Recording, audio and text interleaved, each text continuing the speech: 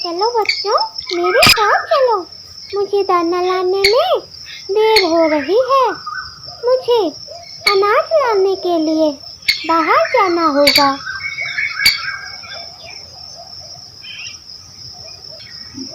अरे रानू, आज अचानक तुम मेरे घर का रास्ता कैसे भूल गई हो? सब कुछ ठीक तो है ना? सब कुछ ठीक है मौसी। अनाज लाने के लिए दूसरे जंगल जा रही हूँ और आज के समय में बच्चों को घर पर अकेले छोड़ना सही नहीं है। ऊपर से ये चिंटू बहुत ही शरारती है, इसलिए मैं दोनों बच्चों को आपके पास छोड़कर मैं दाना लेने जा रही हूँ। आप क्या बच्चों का ध्यान रख लोगे?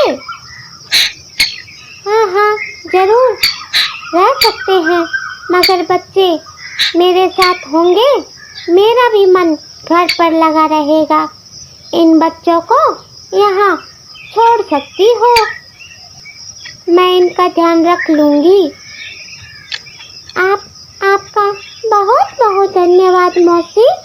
अब मैं चलती हूँ। जितनी जल्दी जाऊँगी उतनी ही जल्दी वापस आ पाऊँगी। मम्मी, आज मेरा भी मन हो रहा है आपके साथ जाने को। क्या मैं भी आपके साथ चल सकता हूँ? ठीक है बेटा, चलो हम चलते हैं। और मौसी, आप नन्ही का ध्यान रखना। और नन्ही बेटा, आप मौसी को परेशान मत करना और इनका काम में हाथ बंटाना अच्छा होता है। मौसी, अब हम चलते हैं।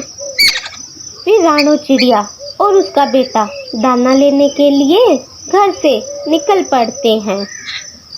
मम्मी, अब और कितना चलना है? मेरे चलते चलते पैर दुखने लग गए हैं मम्मी। हाँ मम्मी, मैं भी बहुत थक गया हूँ। अब तो मन करता है कि किसी एक जगह पर रुककर थोड़ा आराम कर लिया जाए। अरे बच्चों, तुम तो बहुत जल्दी थक जाते हो। बच्चों, कभी भी इतना थकना नहीं चाहिए। फिर भी कोई बात नहीं, अब हम जल्दी ही हरी घास के मैदान में पहुंचने वाले हैं। वहां पर तुम हरी हरी घास खा लेना और आराम भी कर लेना। अब जल्दी जल्दी चलो, हमें जल्दी जाना है। फिर हाथी व उसका परिवार हरी घास खाने के लिए मैदान में जा रहे थे। तभी वहां से रानू चिड़िया व उसका बेटा वहां से जा रहा था। तो चिड़िया का बेटा हाथी के परिवार को देखता है और अपनी माँ से कहता है, मामा देखो, हाथी का परिवार थोड़ी देर यहाँ पर रुकता है और इन्हें देखने का मेरा बहुत ही मन हो रहा है माँ। हाँ मेरे बेटे, कोई बात नहीं, हम रुकते हैं और इन्हें देखने के लिए। फिर चिड़िया व चिड़िया का बेटा वहाँ पर रुकते हैं और एक पेड़ की डाली पर बैठते हैं और हाथी व उसके परिवार को देखते हैं। थोड़ी देर बाद चिड़िया का बेटा अपनी माँ से बोलता है, माँ, क्या मैं हाथी के बेटे के साथ दोस्ती कर सकता हूँ? अगर आप कहें तो ही मैं बात करूँगा। कोई बात नहीं, तुम बात कर सकते हो, मगर एक बात का ध्यान रखना, तुम जब तक तुम्हारी दोस्ती नहीं होती, तुम ज़्यादा हाथी के नज़दीक मत जाना। ठीक है माँ, मैं दूर से ही बात करके देख लूँगा। फिर चिड़िया का बेटा हाथी के सबसे छोटे बेटे के पास जाता है और उससे कहता है, कैसे हो दोस्त? मेरा नाम चिंटू है और मैं रानू चिड़िया का बेटा हूँ और मैं तुम्हारा दोस्त बनना चाहता हूँ। क्या तुम मुझसे दोस्ती करोगे? अरे क्या बात कर रहे हो? तुम कहाँ और मैं कहाँ? तुम्हारी और मेरी दोस्ती कैसे हो सकती है? मैं जंगल के सबसे ताकतवर हाथी का बेटा हूँ और तुम सिर्फ एक चिड़िया के बेटे। तुम्हारी और मेरी दोस्ती, ये तुम कैसे सोच सकते हो? हाँ, तुम सही कह रहे हो। फिर भी अगर मुझसे कोई गलती हो गई हो तो तुम मुझे माफ कर देना। अब मैं चलता हूँ। फिर चिड़िया का बेटा वहाँ से अपनी माँ के पास आ जाता। अरे क्या हुआ बेटा? तुम इतने उदास क्यों लग रहे हो? क्या बात हो गई? फिर चिड़िया का बेटा अपनी माँ को सारी बात बताता है। कोई बात नहीं बेटा, तुम किसी और से दोस्ती कर लेना। अब हम यहाँ से चलते हैं। फिर चिड़िया व उसका बेटा वहाँ से चले जाते हैं और हाथी और उसका परिवार हरी घास के मैदान में हरी हरी घास खा रहा था कि तभी अचानक वहाँ पर शिकारी की बंदूक चलने की आवाज़ आती है। अरे लगता है यहाँ पर तो शिकारी है। अब जल्दी से जल्दी हमें यहाँ से निकलना होगा। जल्दी भागो यहाँ से जंगल की तरफ। फिर हाथी व उसका परिवार जोर से जंगल की तरफ भागते हैं, मगर हाथी का छोटा बेटा ज़्यादा डर जाता है और रास्ता भटक जाता है और वह जंगल की दूसरी तरफ चला जाता है। अरे बचाओ, कोई मुझे बचाओ। मम्मी पापा बड़े भाई तुम सब कहाँ पर चले गए हो? कोई बचाओ मुझे। बेचारा गोलू मदद के लिए पुकार लगा रहा था और जोर जोर से रोने लगा। ज़्यादा डर जाने की वजह से वह अपने परिवार से बिछड़ गया था। गोलू जोर से रोने लगा। अरे मम्मी पापा, अब मैं कहाँ पर जाऊँ? मम्मी पापा आप जल्दी आ जाओ ना। रोने की आवाज़ सुनकर तभी वहाँ पर रानू चिड़िया व उसका बेटा चिंटू आ जाता है। उन्हें गोलू की रोने की आवाज़ सुनाई दी। वह दोनों उसके पास आ गए। वहाँ पर आकर उन्होंने देखा वही हाथी का बेटा पेड़ के नीचे बैठकर जोर जोर से रो रहा था। अरे दोस्त, क्या हुआ? तुम ऐसे क्यों रो रहे हो?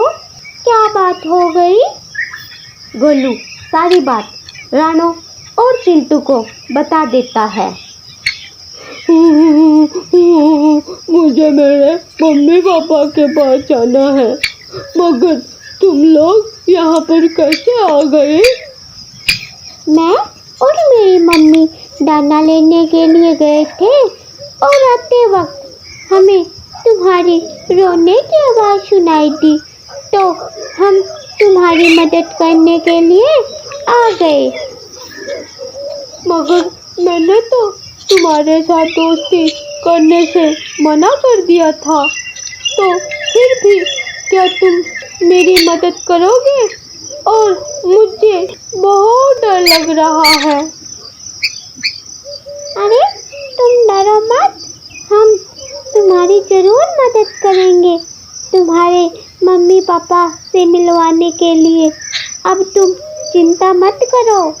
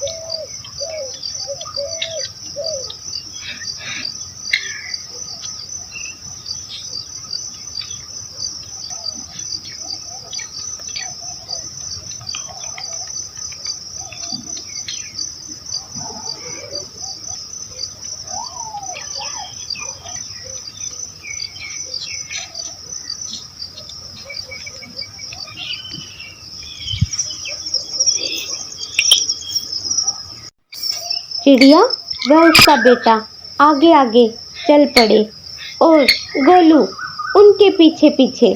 चिड़िया गोलू को रास्ता दिखाने लगी। गोलू, तुम कहाँ पर हो? तुम अचानक कहाँ चले गए गोलू? कहाँ पर हो तुम? जी, अब लगता है गोलू हमें नहीं मिलेगा। अब हम गोलू को कहाँ कहाँ ढूंढें? अरे तुम चिंता मत करो गोलू, हमारे आसपास ही है। हमें जल्दी से जल्दी उसे ढूंढना चाहिए, कहीं वह शिकारी के हाथ ना लग जाए। अब जल्दी चलो। थोड़ी ही देर में चिड़िया उसे लेकर वहाँ पर आ जाती है जहाँ पर हाथी और उसका परिवार था। मम्मी पापा, गोलू तुम कहाँ पर चले गए थे? तुम्हें पता है हम तुम्हें कहाँ कहाँ नहीं ढूंढ रहे थे और तुम मिलने का नाम ही नहीं ले रहे थे। गोलू सारी बात अपने परिवार को बता देता है कि उसके साथ क्या क्या हुआ था। मम्मी, मैं रास्ता भटक गया था। इन दोनों ने मेरी जान बचाई है। गोलू, हमें इससे ये सीख मिलती है, छोटा हो या बड़ा, हमें किसी को भी कम नहीं समझना चाहिए। मुसीबत में जो काम आए वही सबसे बड़ा और सबसे अच्छा दोस्त होता है। इसलिए कभी भी छोटे बड़े का भेदभाव नहीं करना चाहिए और ना ही अपनी ताकत का गलत उपयोग करना चाहिए। उस दिन के बाद चिड़िया और हाथी के बेटे में बहुत ही अच्छी दोस्ती हो जाती है और वह अच्छे दोस्त बन जाते हैं, साथ साथ खेलते हैं।